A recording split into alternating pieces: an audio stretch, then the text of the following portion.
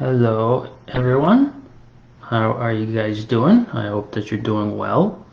I just posted a few links in the comment sections. If you don't mind, take a few seconds and follow them. They are our other social media accounts. Um, Based on what we've seen so far, Facebook is a great platform to engage with us, like the community of ITDs, but it's not so great for kind of spreading the word to the greater community outside of us. Twitter is a great place to do that. Instagram is a great place to do that. And even YouTube, their algorithm seems to be a little bit better in terms of spreading videos. So take a second and follow those if you can. It really helps out a lot. And then the first one is membership. For those of you who aren't members, yeah, consider becoming a member. Just a few, you know, things to cover before we start talking about the NDEB meeting that's going to happen later this week. I've been getting a lot of questions about, why we do it like this, like a Facebook Live where you guys can't necessarily interact directly with me. People are asking for more of a Google Meet type format. The reason why it's done this way is so everyone can see it.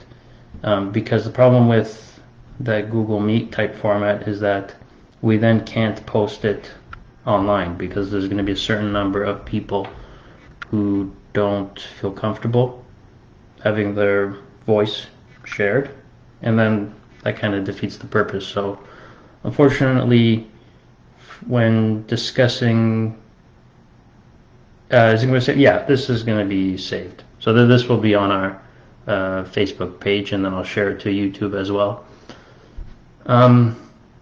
So going forward, and I think this is fair, if anyone requests a meeting or where you can talk directly, I think that'll be restricted to ITDAOC members.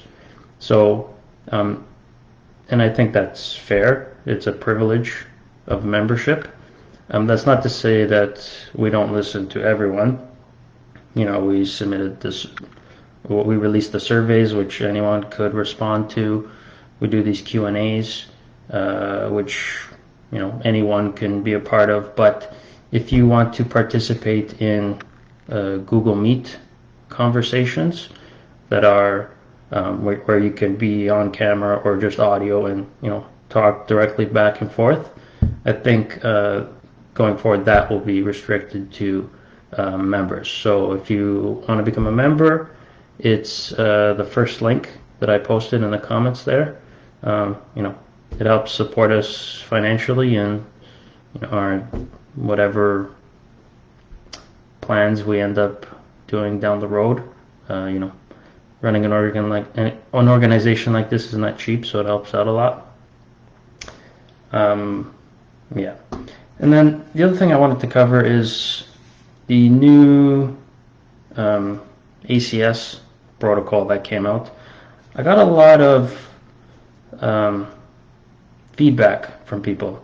It seems like a lot of people are upset with the new protocol, and I think a lot of people were concerned that maybe, what I was posting online was not so upset. I'd like to provide you guys with a different outlook on what the relationship between like ITD, AOC, and the NDEB is or should be.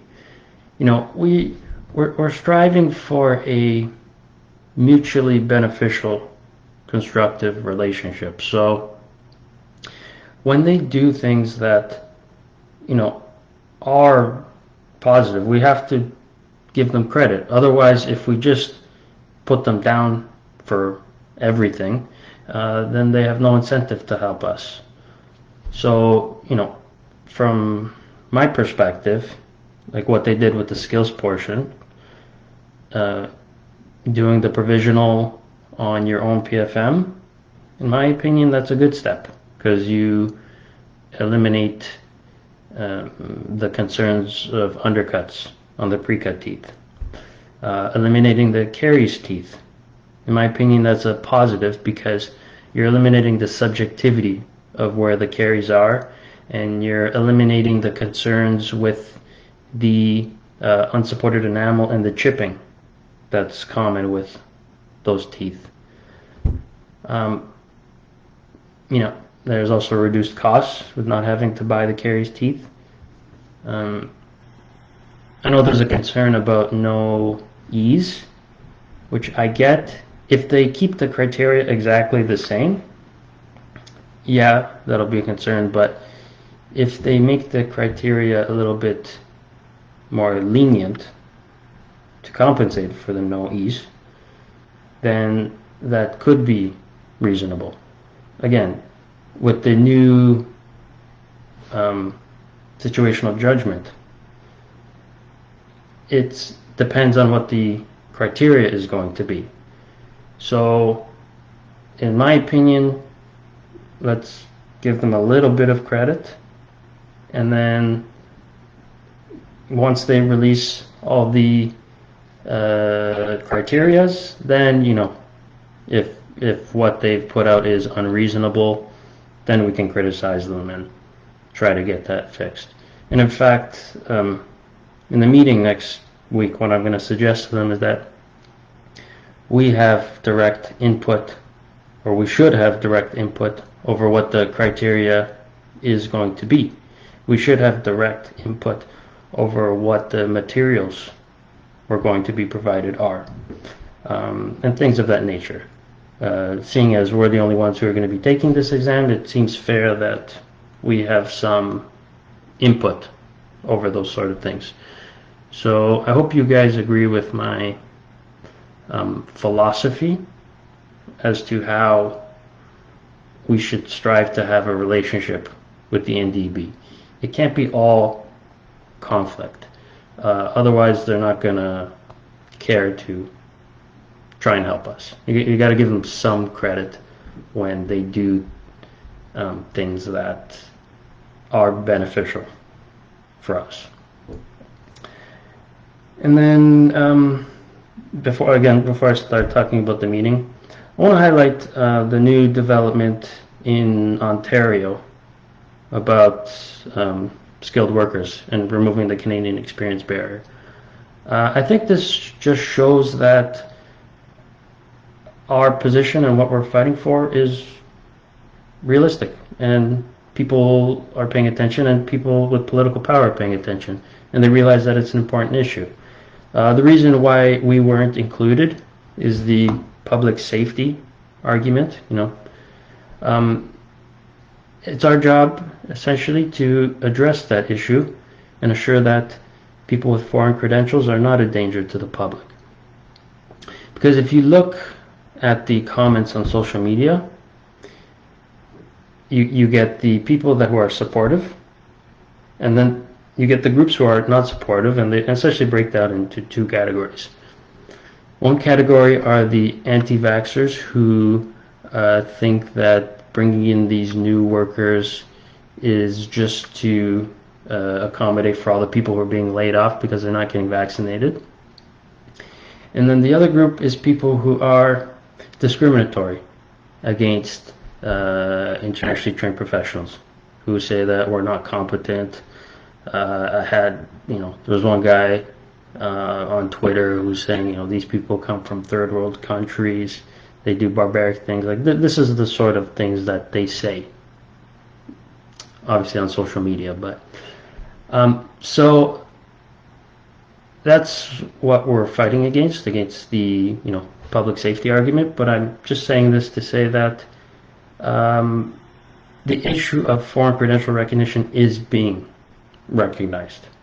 So now it's just our job to push it a little bit further to include us, healthcare workers.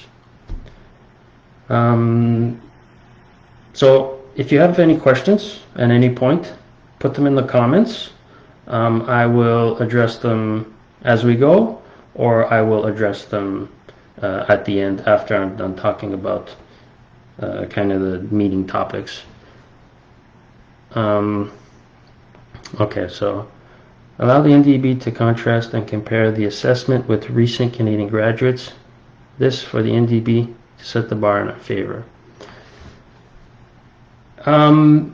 Yes, so I'll talk about this a little bit later, but so with the organizations like the NDEB have a responsibility to create what is called the external validation for all of their exams. So they've done so for the written and the OSCE. Those studies exist, but they never did that, or at least it's not published, for the AFK, ACJ, or ACS. Those studies don't exist, at least according to the references. So given that a new format for the ACS is coming out, it's something that the NDEB should be doing is an external validation study. And given that the passing standard for us is the competency of a recent Canadian graduate, a reasonable thing to expect would be the NDEB to get a random sample of recent Canadian graduates and get them to attempt this new format and see what the passing rate is. So this is something that we are going to request of the NDEB. This is the most objective way to determine whether or not this exam is valid, meaning it tests for what they claim it tests for. So this is something that we are going to ask of them. Okay, yeah, if you guys have any questions, just post them in the comments. So it was about, okay, so why doesn't the NDEB just charge us a certain fee and help us prepare for their ACS exam instead of, sorry.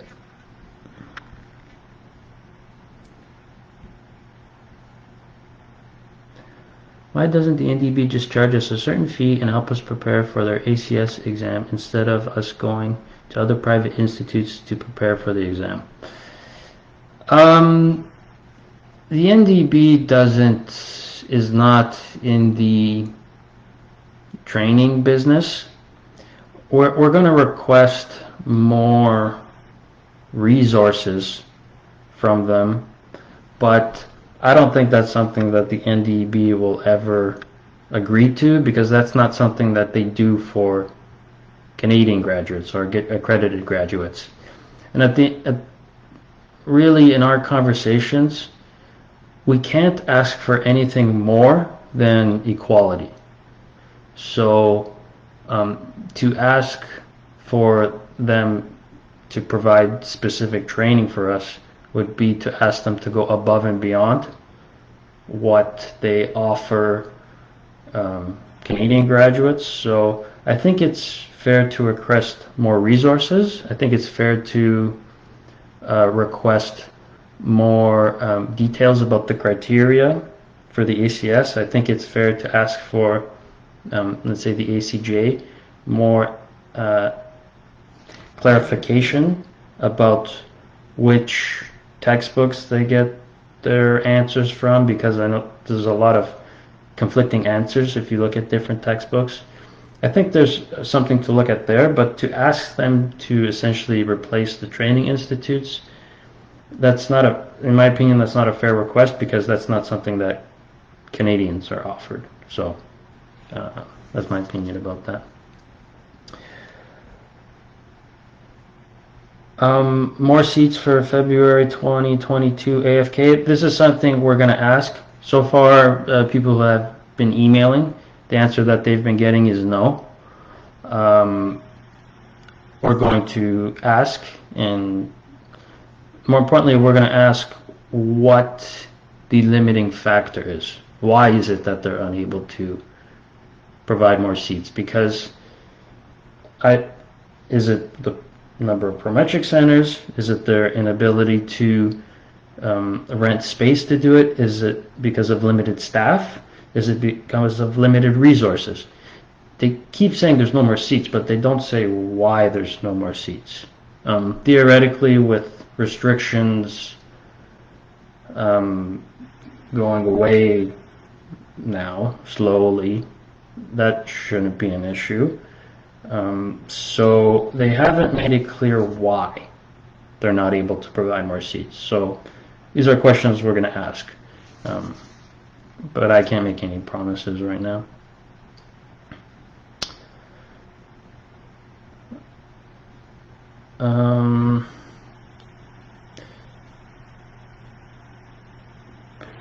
Offering, yeah, so instruments was another point, like them offering instruments. A lot of people were upset that, you know, the exam price is going to be crazy because they're giving us the instruments now. Let's wait and see what the instruments are. Wait and see what the price is going to be. I'm going to ask. Hopefully they have a number for me. You know, if the price is the same or less, then I think the fact that they're giving us instruments is great. You know, for those of us who already bought the whole set of instruments, yeah, it's unfortunate for us, but that's the way it is with most things when things change. There's going to be a group of people who get negatively affected, and unfortunately it's us. But it's not like, it's most likely the instruments that they're going to use are instruments that we already have, so it's most likely we're not going to have to buy anything new. I think the only concern is if what they provide us is so limited that it affects our ability to do the projects. I'm thinking specifically of like polishing tools and stuff like that to do enameloplasty. Well, they provide strips, you know, class 4. Like I like to use the 3M spirals, but what are they going to provide? You don't know. So if what they choose to provide is so restrictive that it's going to make us difficult to pass, then that's something that we can question. But the way I want to address it with them is that we are part of the discussion while they're determining the criteria, while they're determining what materials we'll be allowed to use, so that it's reasonable. So that's how I would answer that. Is enough clarity for us about the number of participants and the numbers which the NDEB can register for each exam? So one of the things I've already requested via email is I've requested the numbers of people currently waiting for each exam. So the number of people waiting to do the AFK, number of people waiting to do the ACJ, number of people waiting to do the new ACS. And I've also requested the same numbers for people who are waiting to do the written and OSCE exams, just to have a side-by-side comparison. Are there people waiting to do those exams, and how many people are waiting to do our equivalency exams? Once we have those numbers, then we can have an honest discussion about capacity. Because right now we can only guess how big the backlog is. Really, we don't know. It's hard to tell. But once we have those numbers, then we can have an honest discussion with the NDEB, how to clear the backlog. How many more sites do they need to open to accommodate these people? How many cycles is it going to take to clear this backlog? But until we know those numbers, it's hard to have that discussion, which is why I've requested it for them, and hopefully they have it for me, during the meeting. Can we request more openings for the AFK as we miss on the opportunity to book? So, okay, so to kind of go into the general philosophy of what we're going to talk about with the NDEB. Now, I sent out surveys. I hope most of you had a chance to fill them out. We got about 200 responses. And that plus, communications with people over the many months that I've been doing this, we've gathered a lot of data as to what is important to all of you. And a lot of very, very specific issues are brought up, but this meeting is limited to an hour, and in my opinion, the intent of this meeting is to set up the foundational relationship between ITDAOC and the NDEB for something long-lasting, for a working relationship going forward, a working relationship that we hope to be positive. We are grateful to be your representation. Hopefully you trust us in representing you in front of the NDEB. So, if all goes well, this is not the last time that we'll be speaking to representatives of the NDEB.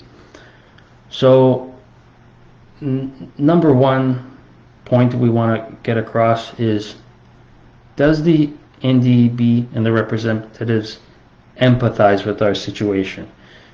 Do they understand the struggle? Do they understand the mental health effects?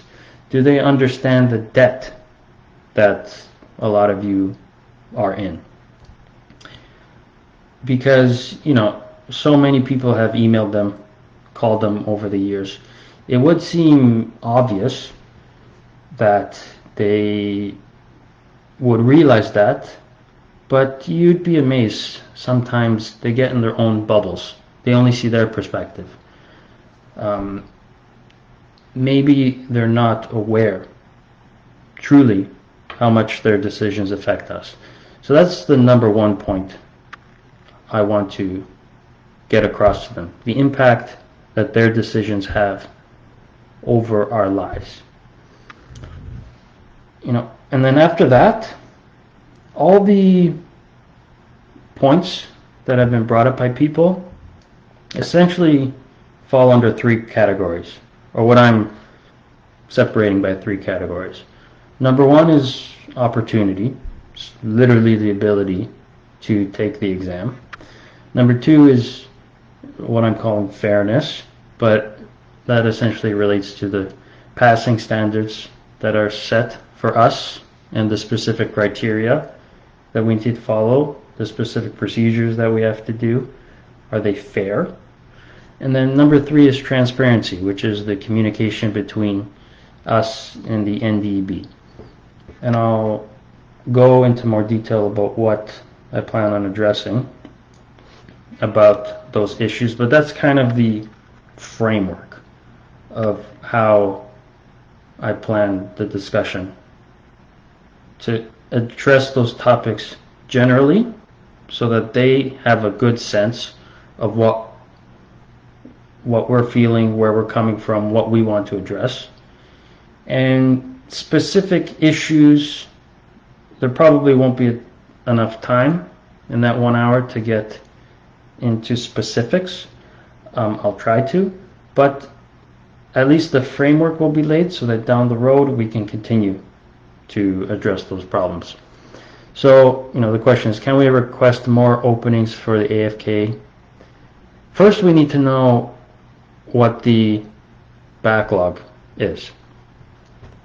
Second question I have for the NDEB is, so they moved from paper to Prometric for the AFK and the ECJ.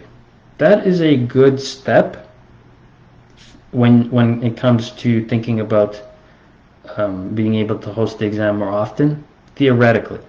If you compare it to the way it's done in America, where you could basically do the exam anytime, that makes sense. But the way the NDEB does it, where they only host it twice a year, it doesn't matter that they moved it to Prometric centers. That's just the convenience for them. It's only beneficial for us if they're able to host it more often. But that's an issue with the NDEB in the way they run their examination practices, the way they do their standard setting, the way they do their exam analysis. They need to fundamentally change their system to more like the way the Americans do it, or they need to host the exam more frequently, 2, 3, 4, 5 times a year. You know, I'm going to ask them both questions. The only potential limiting factor for hosting it more times a year are the prometric centers, because essentially every time the NDEB hosts an exam, the prometric centers have to close down to every other exam. So that is a burden on the prometric centers. And the first option, changing their exam format to more the American style, you know, that's a lot of work on the NDEB's part. I would sell it to them as, you know, work worth doing, so they don't have to deal with this problem anymore. But that's two solutions that I'm going to propose to them and see what they say. More seats for the ACJ and give preference to people who have passed AFK earlier than the recent graduates to book for the next exam. So more seats, yeah. So I just discussed prometric centers, you know, either host it more frequently or change it to the American way of doing it where you can do it anytime. Preference to people who have booked earlier. I think there is some merit to doing it that way, but you know, that shouldn't be like our main battle, and our main point that we should be bringing up to the NDEB is that you know, there should be more spots, because you know, putting that solution in place, that just means there's always going to be a group of people who are waiting years to do the exam. You know, you're not ultimately solving the problem with that. Like, you know, short term, the people who have been waiting for years, yes, but you know, that just means the next batch is also going to be waiting years to do the exam. So our solution that we're fighting for is for more openings, for more exam centers, more frequent exams. Yeah. NDEB cannot restrict instrument usage. Well, yes, the NDEB theoretically shouldn't restrict instrument usage, but realistically, they're not going to provide us with everything on the market. I think the question we have to ask is what they're providing us reasonable? So if you think of tools that are important to us, that they might not think are important, I'm thinking of something like a 1.2 millimeter hatchet that we use to measure margins for PFM. That's something that, you know, is valuable, but they might not consider valuable. That's something, if they don't include, we'll fight to include. I'm thinking about specific polishers, you know, strips if you need to do enameloplasty. I know everyone has different preferences. Like I said, my preference is the 3M spirals for class 4, something like that. But it depends on what they give us. If what they give us is reasonable, and I know everyone's definition of reasonable is different, then, you know, at least we know, and then we can practice with them. So that's what I would say to that, because it's not realistic to expect them to have absolutely every product available to us. So our goal would be to have some input over the products that they have available to us. Yeah. If the idea of not giving extra seats for the AFK is not an option, it would be great if they can assign us a particular date, for example, opening August 20 to exam cycle for now, that can help us plan and know what to do. Yeah, so you're right, and you know, the fundamental nature of your question is important because, and I can relate to this myself, if you don't have a date, if you don't have a goal, it's really hard to prepare. So even though August is so far away and it's a lot of time, it's really hard to sit down and focus if you don't have a date, if you don't have a goal. But the problem is, at least right now, the NDEB's position is that they aren't guaranteeing spots for everyone. They're not doing it by registration date, and they are accepting new profiles. So if nothing changes, come the opening of the registration for August 2022 AFK exam, the exact same problem is going to happen for what happened for the February 2022 AFK exam. It's going to fill up within an hour. There's going to be technical problems. It's going to be a disaster all over again. So again, our proposed solutions to that would be to open up more centers to accommodate the number of people. That's the solution that we are proposing to them.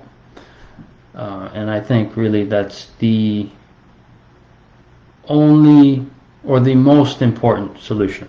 Because like I said, if you do it by accommodating people by registration date and you don't solve the problem of spots, that means everyone's going to have to wait years to do this exam.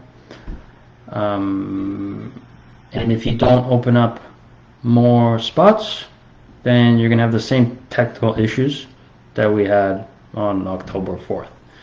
So I think the only real solution that we're trying to pursue is to get them to commit to opening more spots or holding the exam more frequently.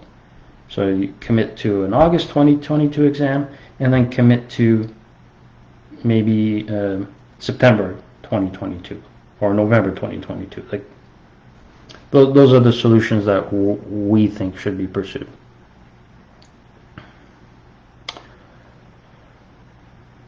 Who is the representative from the NDEB side? It'll be the executive director of the NDEB and one other individual who hasn't been named yet. Priority for Canadians and permanent residents. This is not,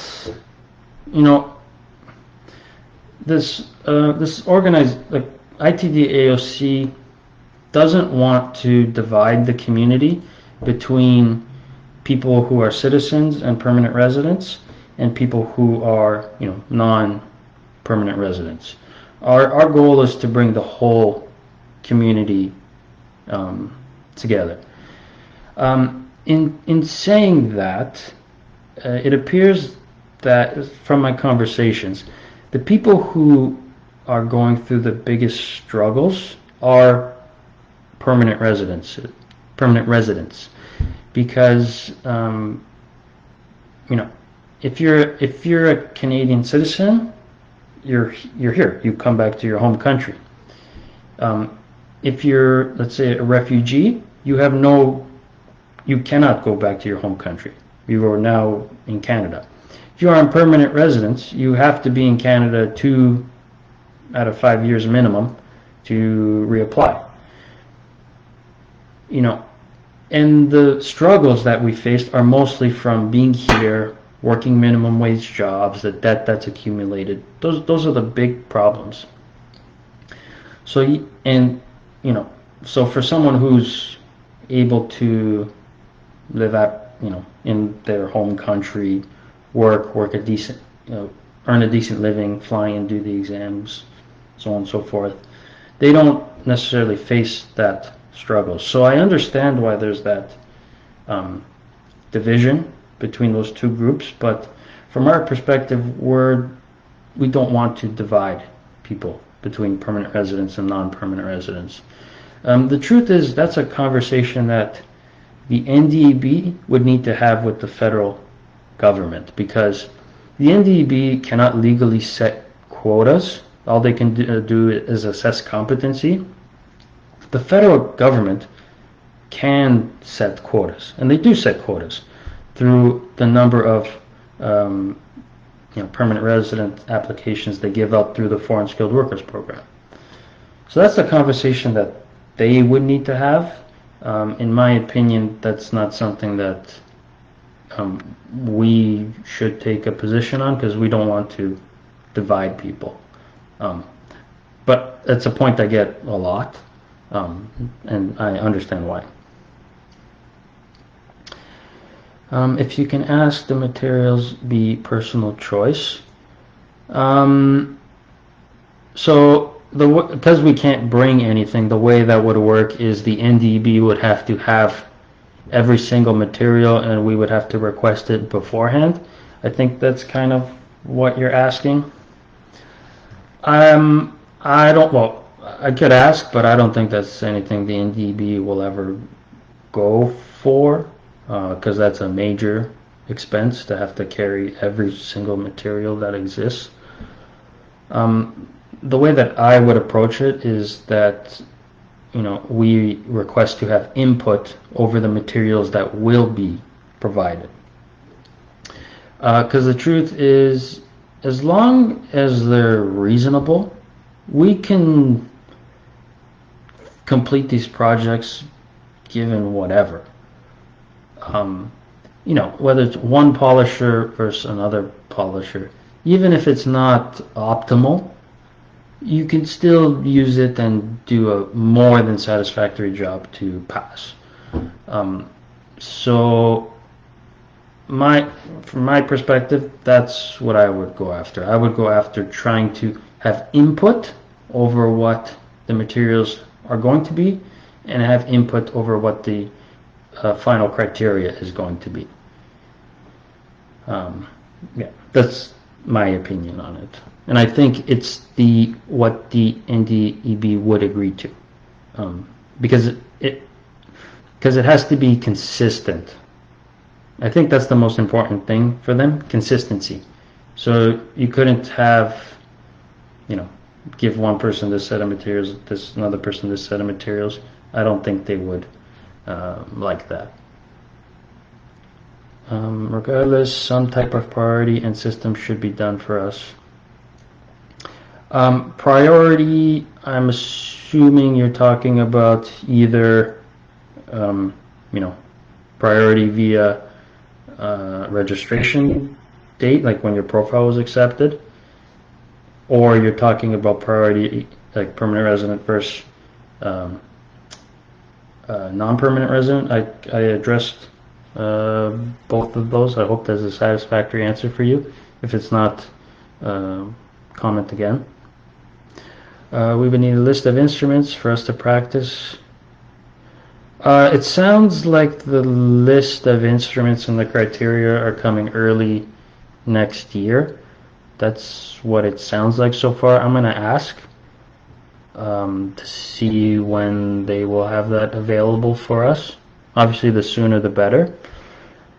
But at least right now you know which projects you need to practice and don't need to practice. So you get your caries teeth, you don't need anymore. I see that there's a lot of people who are trying to sell them now. But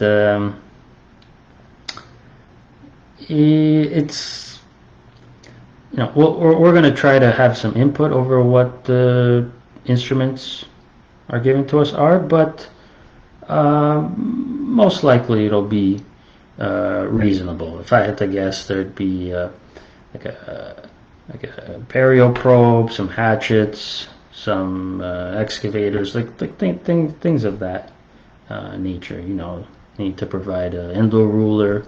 They need to provide an endo probe. Like, there's some things that they have to provide. They have no choice but to provide.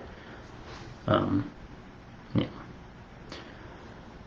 We need more numbers of exams like the US. I agree 100%.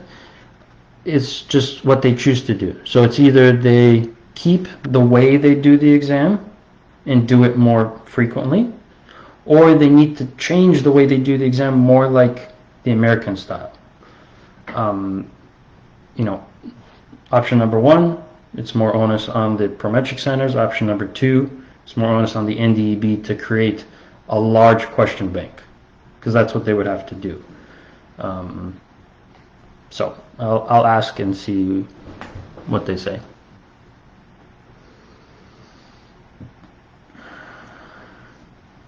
Are you categorically asking them the fairness piece in regards to the assessment bias with Canadian grads? So the issue of fairness is a difficult one to address, but it's ultimately the only way to address it is via comparison.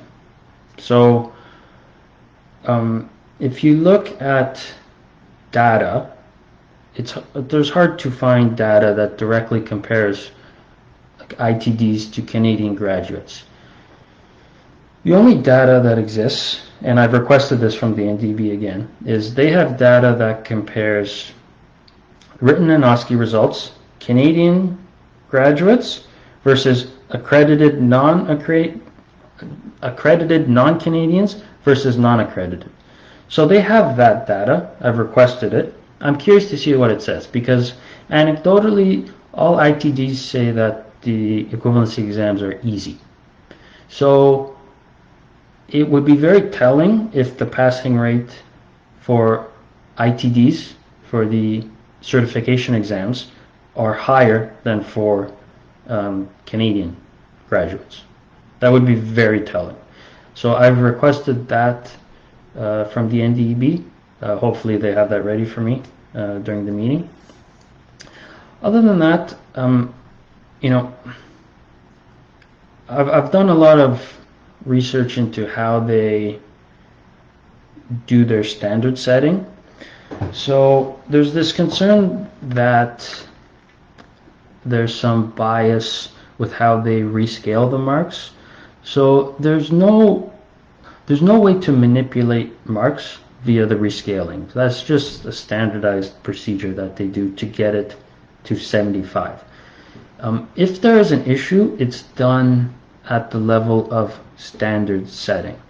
So what that is, let's say for the AFK exam, they'll have a group of experts, and these experts are mostly from Canadian universities. They're instructors at Canadian universities. And they do what's called an ANCOF yes-no analysis.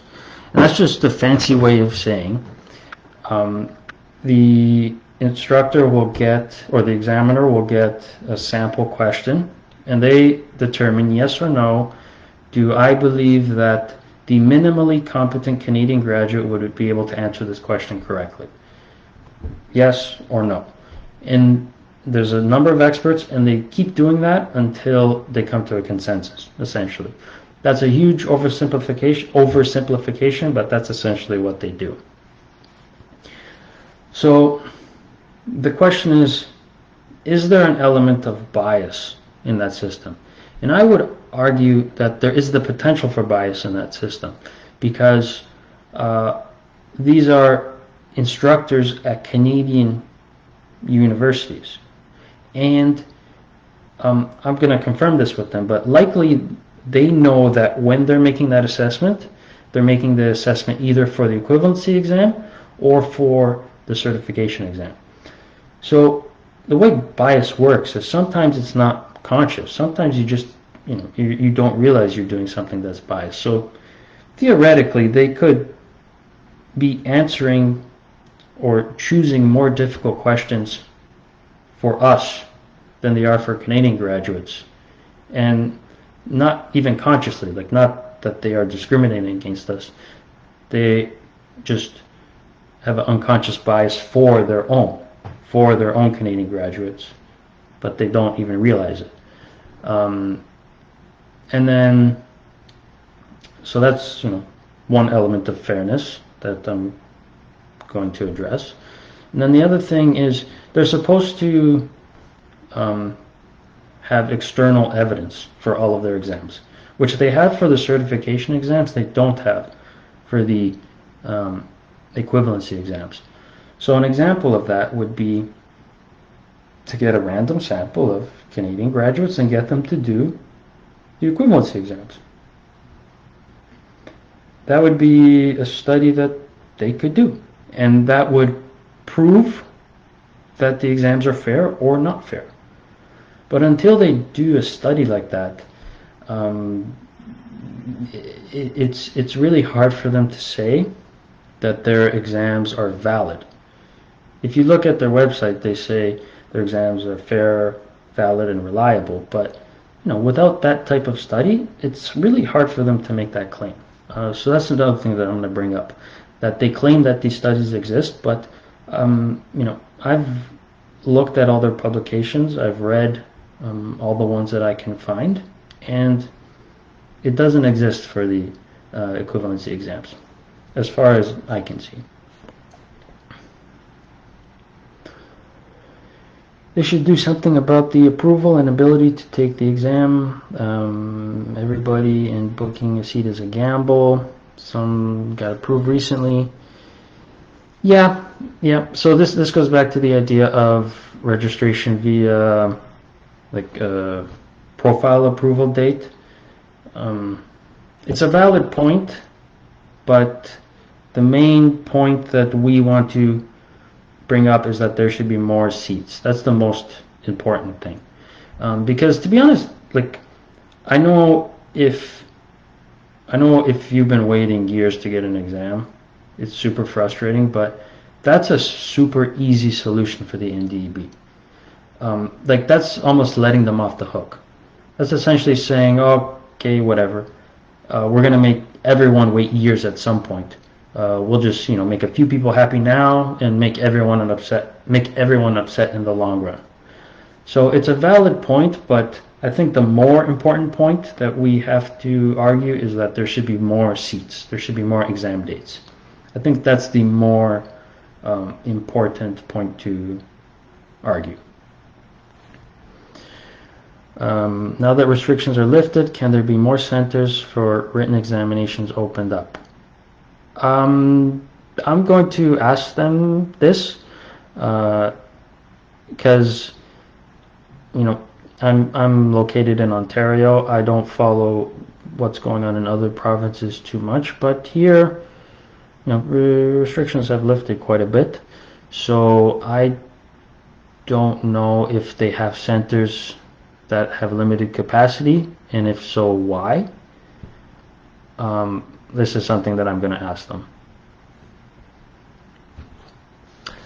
Those who were kicked out of the 3 times failed at the ACS, what about their future? Please allow them to appear for the ACS again.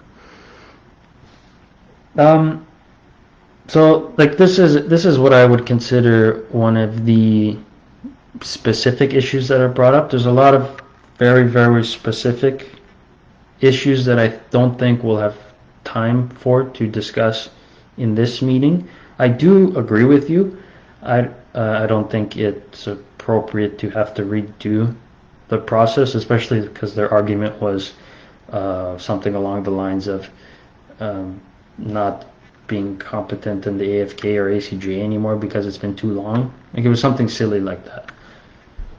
So I do agree with your position, but in all honesty, I don't think we'll have time to get into specific issues like that. But again, like I mentioned, the goal is to form a long relationship with the NDEB, and then over time we can get to have the time to discuss specific issues like that.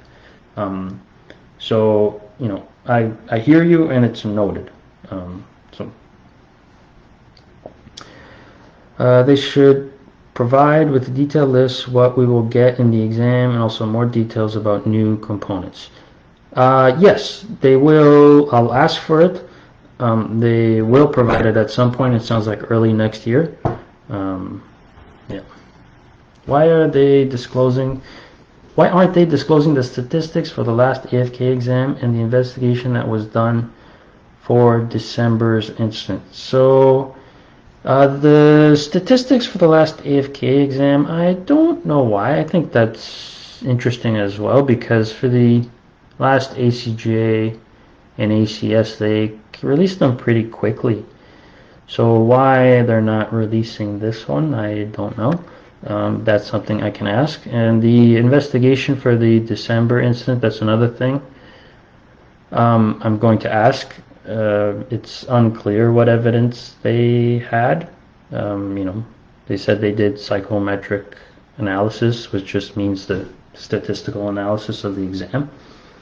Other than that, they never mentioned what evidence they had. So this is one of the points that I want to address in the topic of fairness, because the question is it the NDEB's position that there are no Canadian students who possess their intellectual property? And if there was evidence of that, what would they do? Would they void the results for the certification exams? Like, that's fairness, because we were the only ones who were accused. And if their position is that they don't believe that, you know, remembered questions exist for the certification exams, then that's just naive on their part. So, yeah. We need the NDEB to review the release questions and restrict the reference list. It's almost impossible to read all those books, especially for the AFK. Yeah. So the point that I plan on bringing up with the NDEB related to that is the conflict between different references. You know, this is very apparent for the ACJ, where, you know, you'll get two textbooks that have different answers, and different answers in important ways. Like in medical management, this is a big thing. You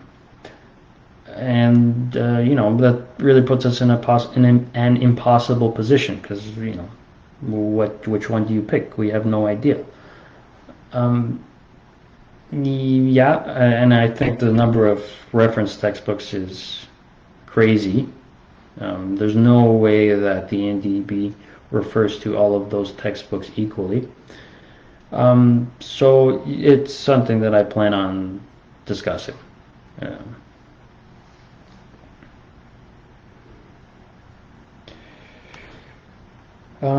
If possible, can this be brought up that it's unfair to follow what was written on the website in December 2019 and the impact it had on people whose results were voided due to endo?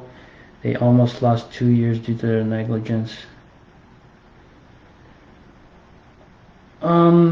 So maybe I'm wrong, because you're talking about the 2019 exam where they brought in like an anterior endo when they shouldn't have, because in their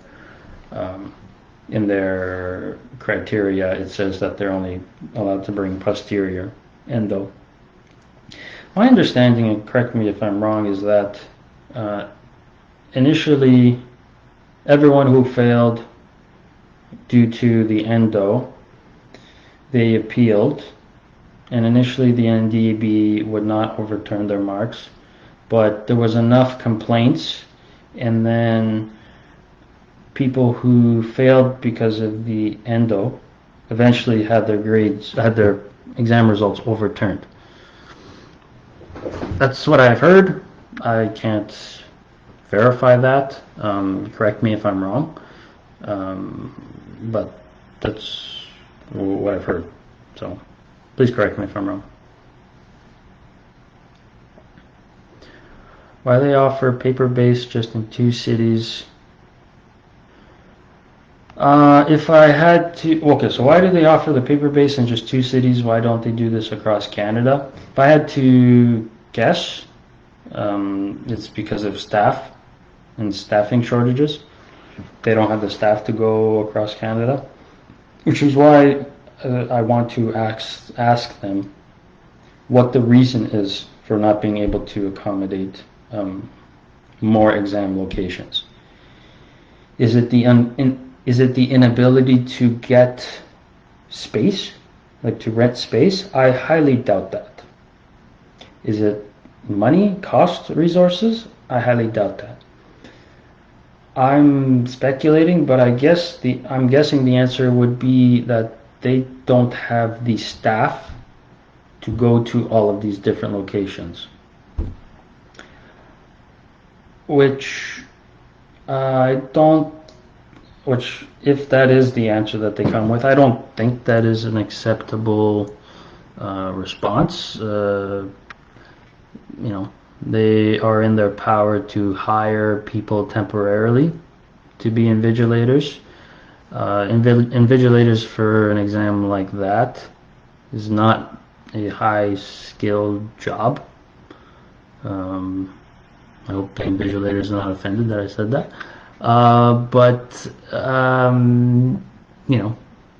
To hire people for a short period of time to invigilate the AFK, it seems reasonable, and the NDEB has the resources to do that. So I'm speculating that that's the reason why it's only offered in 2 cities, but I'm going to ask. Can they offer extra AFK between February and August? Yeah, this is one of the things we're going to ask. Either host it at a larger capacity or host it more often. So, yeah.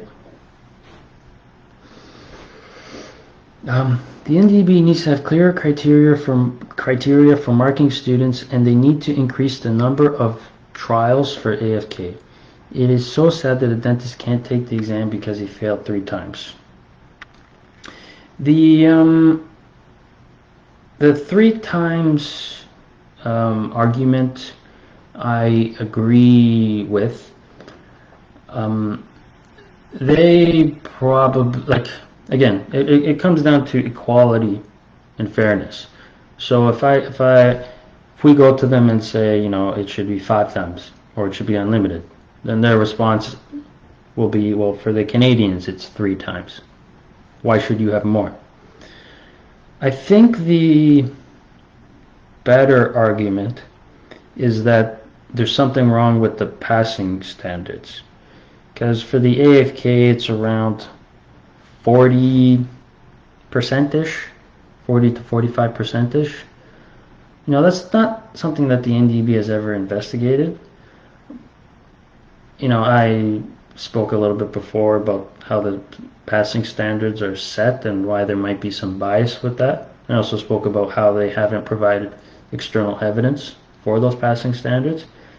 I think that's the better argument to go after, because 3 attempts is fair if the passing rates are fair. If the passing rates for the exam were in the 70 to 80% range, which is probably where they should be, then 3 attempts is a fair number. Most people are going to pass after 3 attempts. At 40%, yes, 3 attempts is unfair because a lot of people are going to get kicked out of the process. So in my opinion, what we should be fighting for are fairer standards for all 3 exams. And clearer criteria for the AFK, and this was just my opinion, I know it sounds like the AFK has gotten a little crazy now, but at least when I did it, the AFK was the most clear cut. Like you know the information or you don't. When I walked out of the AFK exam, I knew that I did well. Like it was just confidence. ACJ is highly subjective. Like me, when I walked out of the ACJ exam, I had no idea how I did. I ended up doing well, but like you have no idea how you did because there's so much subjectivity. It's so unclear what the criteria are, and if you fail, you have no idea why you failed. So, especially for the ACJ exam, we're going to request that they provide a breakdown similar like to what they do for the MBDE Part 2, kind of like, if you fail, you failed because of this reason, radiology or pathology or whatever the breakdown is. And to provide some clarification over resources, where they get their answers from, because like I said, different textbooks have different answers. So we're definitely going to ask for more resources for the ACJ, and then passing standards kind of overall, question why they're so low. They should not do luck draws for registration or future exams. The fact that they did a lottery is ridiculous, but I think it's just showed how bad their system is, their registration system, their online like IT, that it was literally better for them to do a lottery than it was to do a proper registration. So I'm going to ask them what they've done to improve their technical IT system so this doesn't happen again. But yeah, no, like our lives should not come down to lotteries.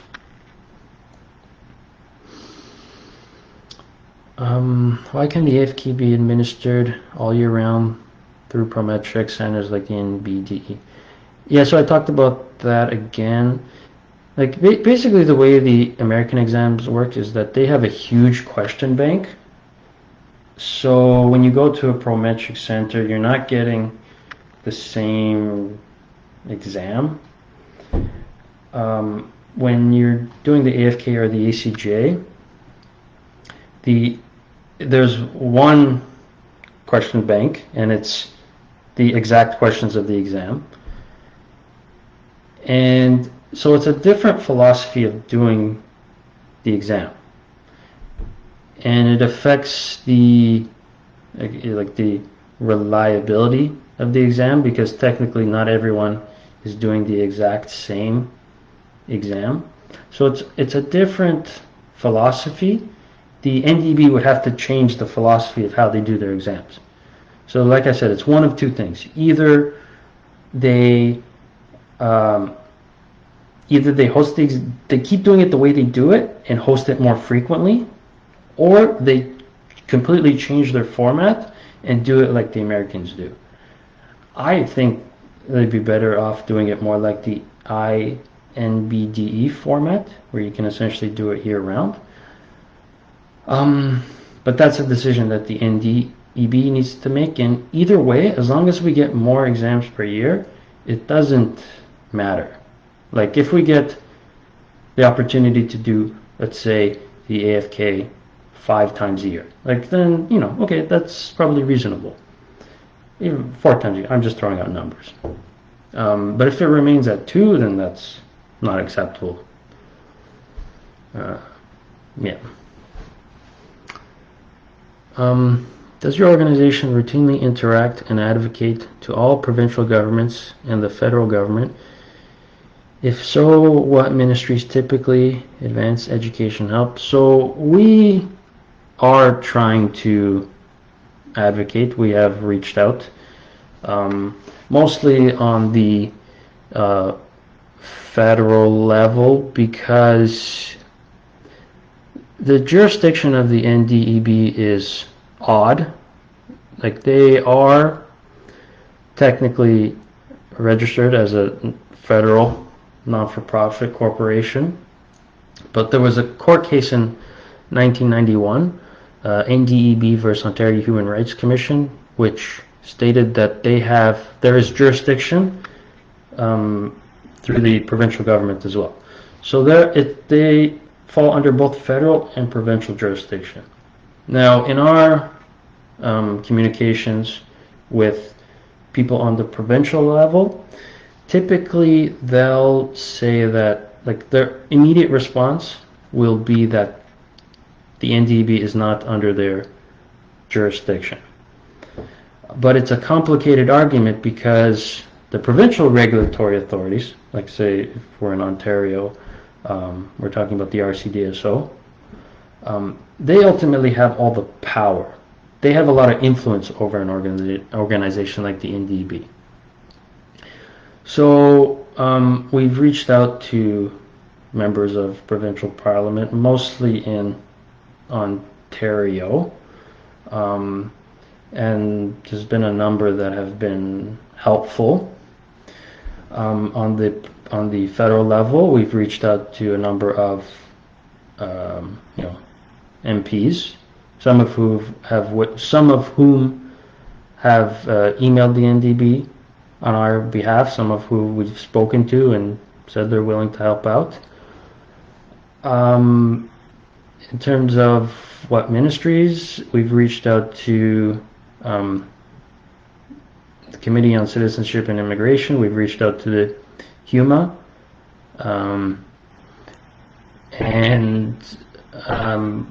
we've reached out in his previous role. We reached out to Marco Mendocino. We have not yet reached out to his replacement. In Ontario, now that there's the new proposal to allow skilled workers to remove the Canadian experience barrier, we reached out to Mr. Ford and Mr. McNaughton to include healthcare workers in that as well. So we are working to advocate on all levels because we think in one way or another on the federal or provincial level, there are ways to help us. It's just our job to explain to these MPs or MPPs like how they can help us.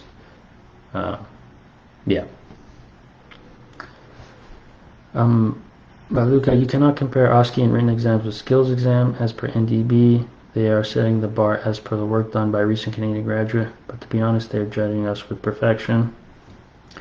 So this is a complicated discussion because the bar for us is clear. It's the minimal competency of a recent Canadian graduate. The bar for them is unclear. There's nowhere written like what the standard is for their exams. There's some words about public safety, but that doesn't mean anything. And then if you look at the external validation studies, all that they do is they compare the passing rates for the written and OSCE exams. First, the passing rates for students' final year of dental school. So all they mean is that those two correlate. That doesn't really tell you anything. So I'm going to, and then theoretically, the passing standards for the written and OSCE exams should be more difficult than the passing standards for the equivalency exams. That makes sense.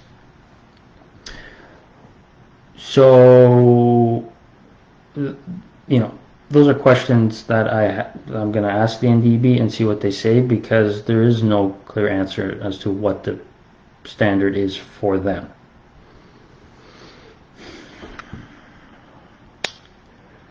And then how to assess, recent Canadian graduates versus us, that's an easy experiment to run that I'm going to ask them if they're willing to do.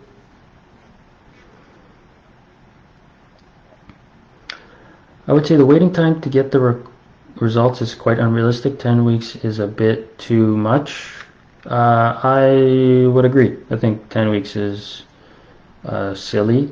I'll ask them like why their analysis takes so long. But yeah, no, 10 weeks is crazy. What about also ask them, please, how many people per intake in the June 2022 exam? Yes, I'll be asking them about capacity and how frequently the exam will be held. Yeah.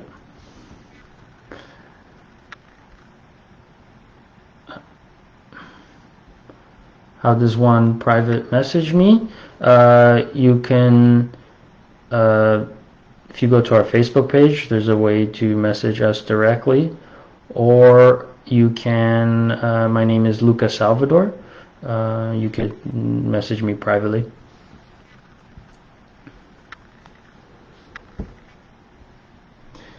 Canadian dentists have 3 trials and it is fair because they have other channels to go through, but for us, if we fail AFK 3 times, our accounts on the NDEB is closed. So 3 times they don't have any other trials. So I may have read this incorrectly, but if they fail their exam 3 times, then they have to, I can't remember if they have to go through the equivalency process or they have to do something supplemental. Like they're not completely out of attempts. Like there's another way to get back in, but it's, you know, the thing is no one fails the written or the OSCE 3 times. So it comes down to passing rates. If the passing rates are fair, then if the passing rates were fair, then very few of us would fail the exams, or the individuals who are absolutely not competent would fail. But at 40%, there's a lot of people who are competent but are failing. So I think the major issue there to address is the passing rates. And one of those, and it's been overturned. They just and one of those, and it just be overturned. They reduced the fee and gave attempt back. Okay, so about the endo for the 2019 exam. I don't know about your specific case, but and if you had not passed just because of the endo, like if that one endo project was the difference between you passing or not passing, my understanding, again from what I've heard, is that if there were individuals who failed just by the endo project, when they appealed, they changed it to a pass. Initially they didn't, but there was enough people who complained, and then they changed those to a pass. That is my understanding. If you want to contact me privately, we could discuss that further. But again, that's my understanding.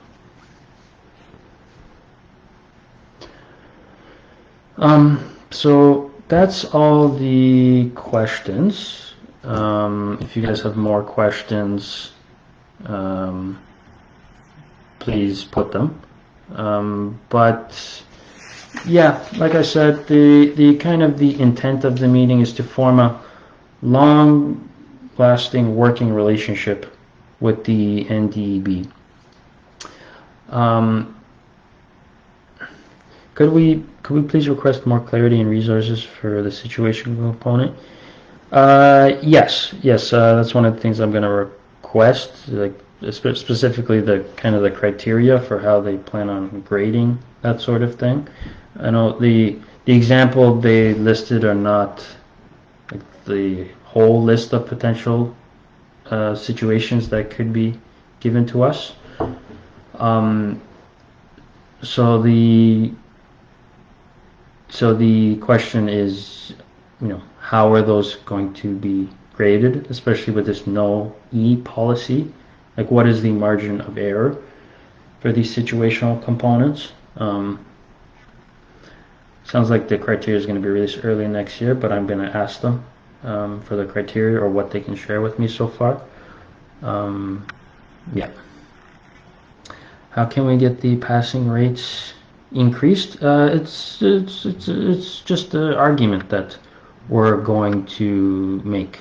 So one aspect of the argument is the potential bias in their system, considering that the people evaluating are instructors at Canadian schools, and they may have an unconscious bias in favor of the Canadian students in the certification exams and an unconscious bias against us in the equivalency exams. And then there's the element of the external validation, which is a study that would, analyze the passing rates of Canadian students if they were to do our exams. That's how we're going to, tackle the issue of passing rates. Because if we just say, we feel that the passing rates are too low, they'll say, we're the experts. Who are you to say otherwise? So we need to come up with something concrete, and those are, the first is a suggestion. There is potential bias, and when it comes to the world as it is now, like unconscious bias is something that's being spoken about a lot. So it's not absurd to bring that up. And then in terms of external validation, this is something that the NDEB claims that they do. And there are no publications for the ACS, and there would be no publications for this new format. This is something that they should be doing. So it's fair to request this of them. The passing rate also is related to the rescaling, the system of putting the questions, and also the unclear criteria. Okay, so the rescaling and equating procedures that they do, they don't have any impact over the passing rate. It's a standardized procedure just to get it to 75. So like I've done a little bit of background research on it, and it wouldn't impact the passing rate.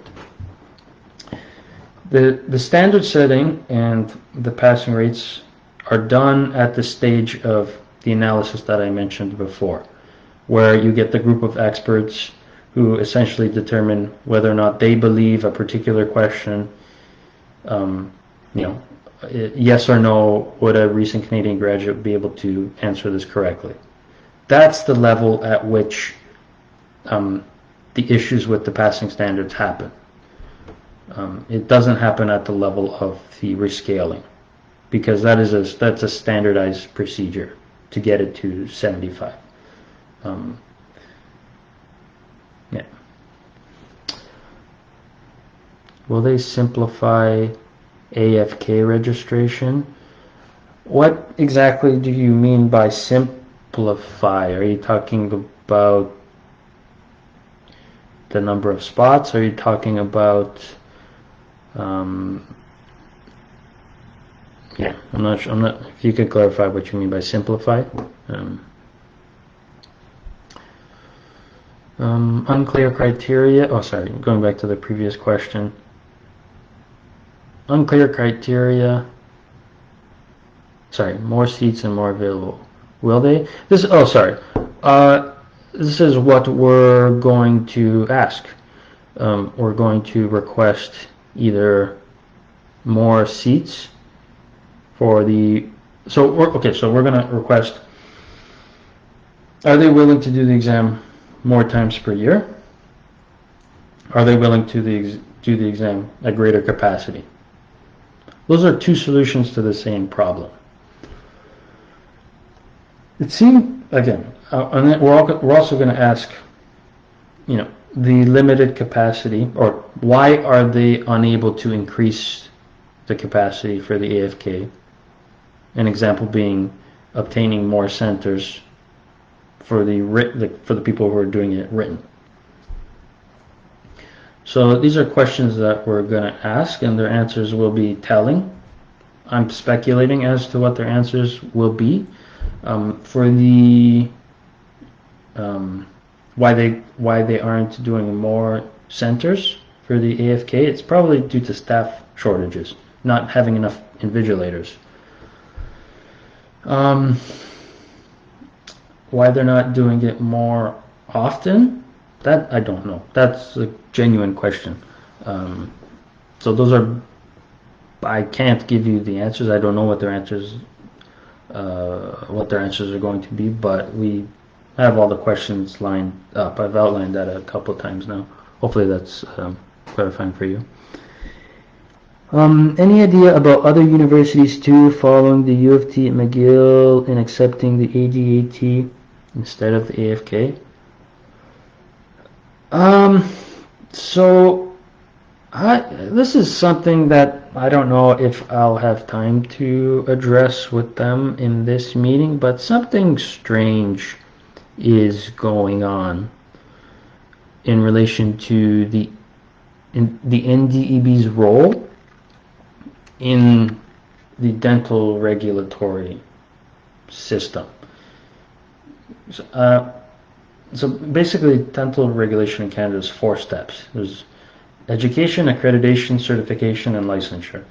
Education is the schools, accreditation is the Commission of Dental Accreditation of Canada, certification is the NDEB, and licensure are the provincial regulatory authorities.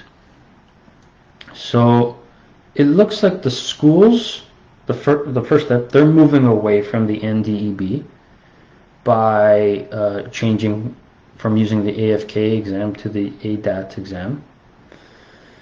And it also looks like the provincial regulatory authorities are moving away from the NDEB because they've done something with the specialty exams. They've taken away the specialty exams for the NDEB. So something's going on. We have no idea what it is or what the significance of it is, but it's strange why schools would move away from a Canadian exam and go to an American exam. That really doesn't make any sense. So something strange is going on there, but I can't even speculate as to what the reason is for that, because it's strange.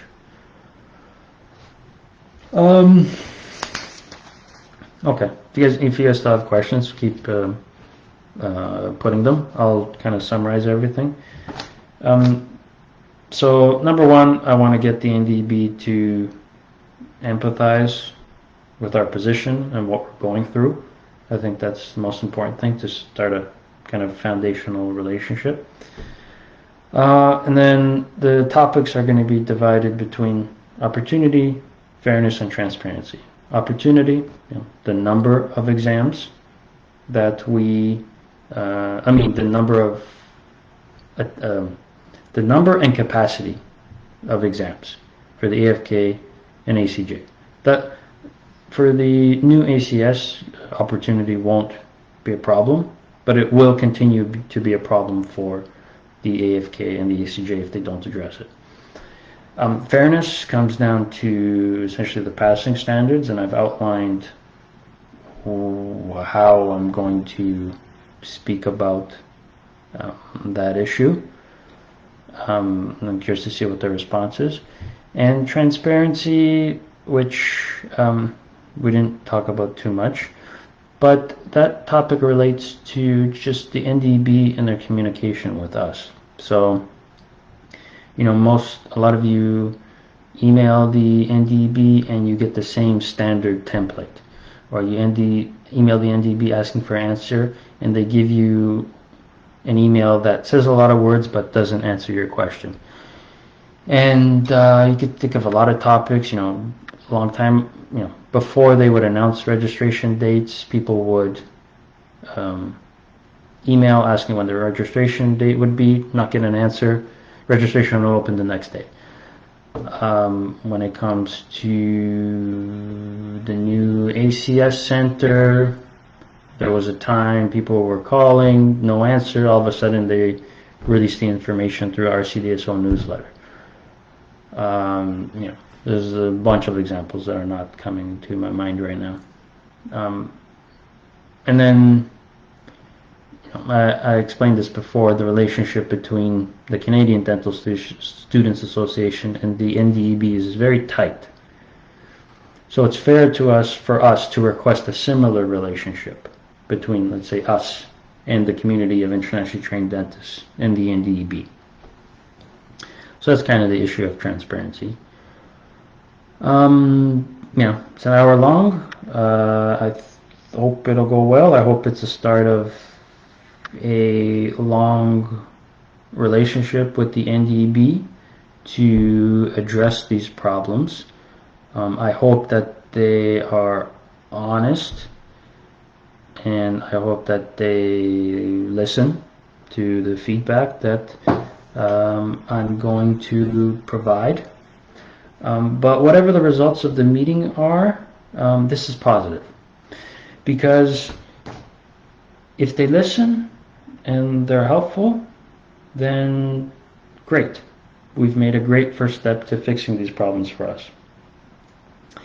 If this meeting is just a formality for them, just to say that they spoke to us and that they don't do anything, then we learn something. We learn something about who they are and what they do, and then we know what to do going forward. We know that they're not going to be helpful, and we know we need to reach out to our political representatives. We know we need to reach out to the media. We know we need to do all of that stuff to push the NDEB to fix that problem, to fix these problems. I hope it's the first situation where they are willing to be helpful, but either way, no matter what happens, this is valuable for us.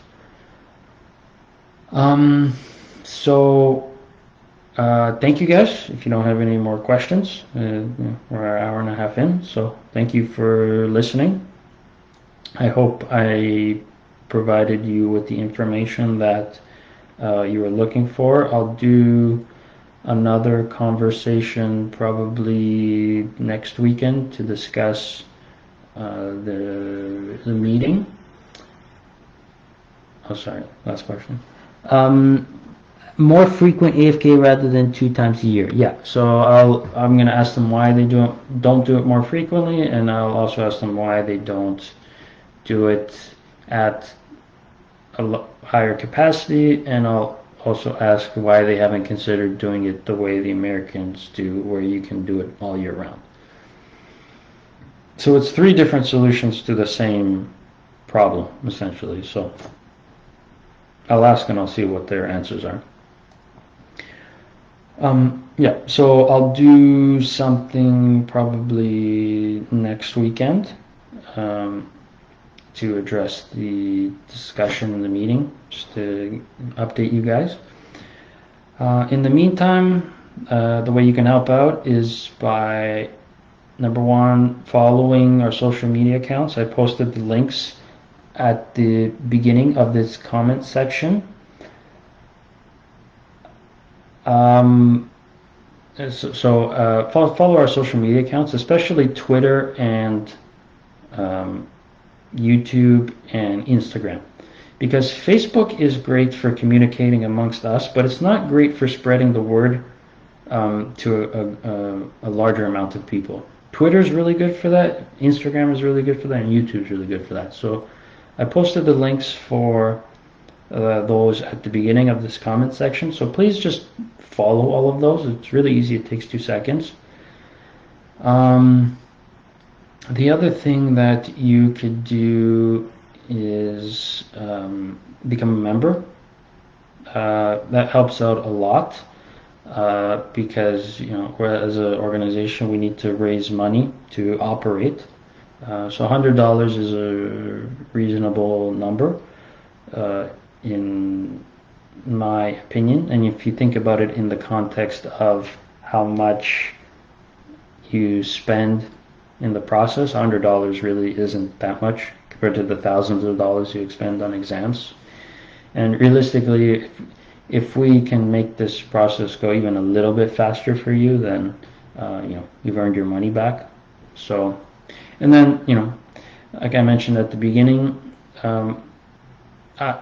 we have to do these conversations via Facebook Live so that it's available for everyone. But for members, I will do Google Meets where you can,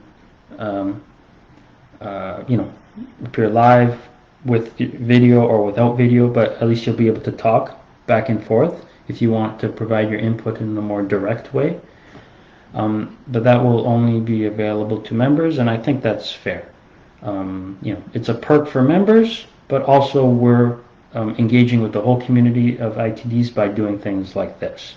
But for Facebook Live, it's limited to comment questions. Like, it's not direct back and forth. In my opinion, that's a fair trade-off. So if you want to become a member, at the top of the comments, there's a link to the membership page on our website. So it takes 2 seconds. It's $100. Sign up. It helps out a lot. So please do that.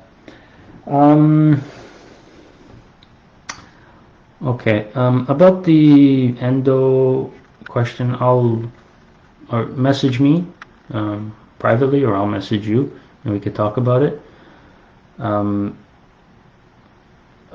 Provincial licensure, I spoke to the registrar at the RCDSO. I kind of brought that up. He kind of dismissed the idea. I'd be curious, considering what's going on right now, let's say in Ontario, if we could speak to,